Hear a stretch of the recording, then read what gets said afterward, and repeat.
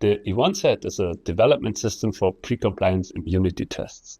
It comes with a pulse generator that can be used for testing at any stages of the development process. This includes testing at the earliest stages possible, as well as troubleshooting and analysis after compliance tests are failed. The main problem with failed EMC tests is that the electronic behaves like a black box. The disturbance enters the electronic at a specific point, but the internal effects that lead to the failure are invisible. The differential outputs of the SD-SAT21 pulse generator allow you to inject disturbance currents into specific areas of the electronics.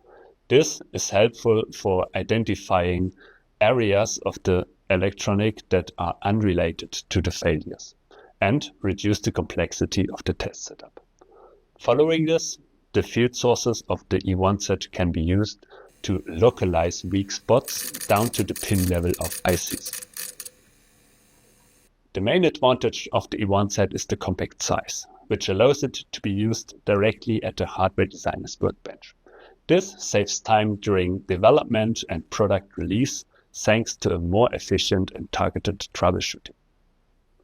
Compared to the cost of standard testing equipment and to the rates charged by test labs, the E1 set is quite affordable. The E1 set is designed for EFT disturbances. For ESD disturbances, we recommend the E2 set, and for RF disturbances, we recommend the signal injection with our MeFit probe.